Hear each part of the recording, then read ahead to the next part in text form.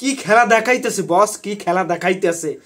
এটা কি শুনতে পারতাছি যে মালয়েশিয়ার টিকিটের জন্য হাহাকার। এটা কি ভাই? এটা কি? এটা কি ভালো কিছু না খারাপ কিছু? এগুলো কি হইতেছ? কি বাংলাদেশের পরিস্থিতি এইরকম, তারপর হচ্ছে মালয়েশিয়া টিকিটের জন্য হাহাকার, টিকিট নাই, তুফানি ঝড় চলতে আছে।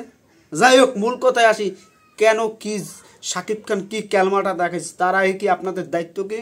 বিজয় সাকিব সাবস্ক্রাইব এবং ফলো দিয়ে সকল সাকিবের মাঝে ছড়িয়ে দেন। আসছে তুফান, তুফানি ঝড় চলতে আছে গ্লোবালি, বাংলাদেশে তো চলতেই আছে, তার সাথে সাথে মালয়েশিয়া ভাই টিকিটের জন্য হাহাকার। টিকিট অগ্রিম বুকিং হয়ে যেতেছে, একটার পর একটা টিকিট শো হাউসফুল ছাড়া কোনো কথাই নেই। দেখেন আপনারা বাংলাদেশে এই পরিস্থিতি, বন্যা, তারপরও বাংলাদেশে 16টা শো চলতেছে স্টার সিনেপ্লেক্সে, ভাবা যায়। তারপর এখন দেখেন লাইন দিয়েছে, মানুষের লাইন দিয়েছে সিনেমা হলে। এই যে পোস্টারগুলো আপনারা দেখতে পাচ্ছেন, যে হলের মানুষগুলো দেখতে পাচ্ছেন যে কিভাবে কি পরিমাণে মানুষ যে দেখতে আসে এই তুফান। সত্যিতে আমাদের গর্ব লাগে। এটা কি খেলা দেখাইছে বস। এই খেলা তো আমরা দেখার জন্য অধীর আগ্রহী ছিলাম। আর মালয়েশিয়া প্রবাসী তারা তো অনেক দিন ধরে তারা তো আছেই যে কখন দেখবো আমরা তুফান, সেটা দেখার জন্য অধীর আগ্রহী আছে। বাইরে ভাই খেলা অলরেডি শুরু হয়ে গেছে, এখন অপেক্ষা করেন মাত্র কয়দিন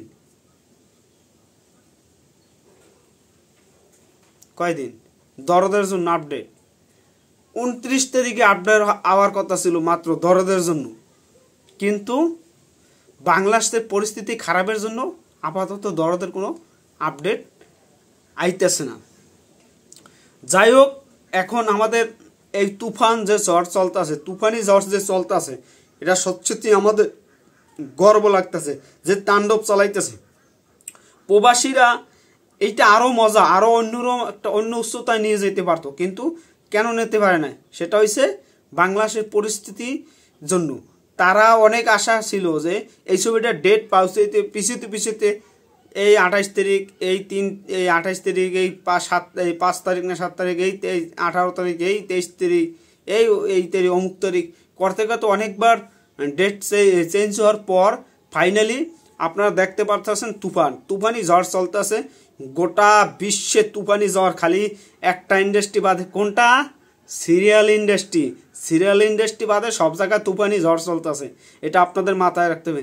খেলা শুধু অপেক্ষা করুন যে কি হতে আছে। যাই হোক, পরিশেষে বলবো সবাই ভালো থাকবেন, তুফানের সাথে থাকবেন। তুফান যে হাইপে আছে, এই তুফান নিয়ে অনেক দূর যাইতে হবে।